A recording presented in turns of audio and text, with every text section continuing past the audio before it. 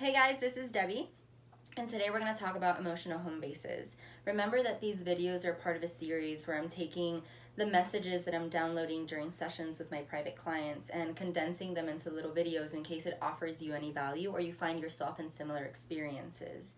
Now, why we're talking about emotional home base today is because for many of us during this paradigm shift, during this collective time in our consciousness, sadness and anger are coming up big time.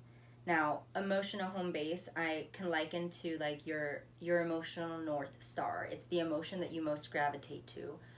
That emotion is the emotion that your parents embodied the most. For me, my dad embodied shame and sadness only all the time.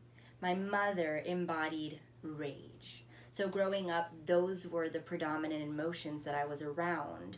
So this emotion has become instilled in the subconscious. For you, it might be joy. For you, it might be grief. For you, it might be anger.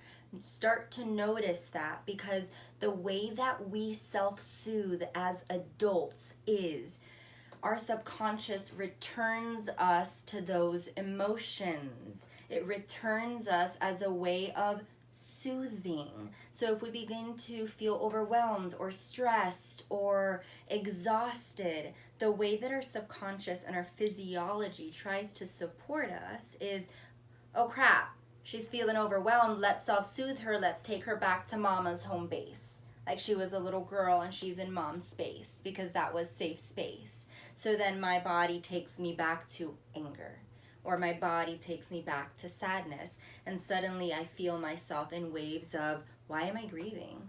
Like I literally have no reason to grieve right now, and yet I feel really sad. What happens with our nervous system is that it begins to adapt to that emotion, meaning it almost becomes like an emotional high, an emotional addiction, where your nervous system is now looking for relationships and experiences that will bring out that emotion. So if you are used to a lot of chaos growing up, a lot of anxiety, for example, maybe your parents were super anxious, what your nervous system starts to do when you're in a space of calm is that it starts to look for relationships or experiences or evidence that there is chaos here, even if it means creating chaos out of 3 unread emails. Why? Because your nervous system is looking for that hit of stimulation. Same with the emotion. When we begin to feel overwhelmed, it looks for that hit of our emotional home base. I'm sharing this with you because this is where you get to access compassion for yourself. This is what you have learned. It's almost like you're trying to self-soothe, you're trying to show up for you, you're trying to nurture yourself with the tools and the consciousness that you had available. And now you're realizing, oh, okay, this is not effective anymore. It's not supporting me anymore. And now we begin to do the work around shifting that emotional home base from an ineffective emotion like sadness or anxiety or rage, and we begin to cultivate a space of peace or joy or delight, whatever you desire that emotional North Star to be. And it's a process, okay? Nothing is gonna get done overnight. Compassion is the first step, hands down. Have compassion for your emotion. Invite the emotion in as if it were a friend. Hey, I'm inviting you over for tea. Sadness, what do you have to say? Anger, what do you have to say? And listen, because these emotions have something to share with you. They're not coming up just to come up.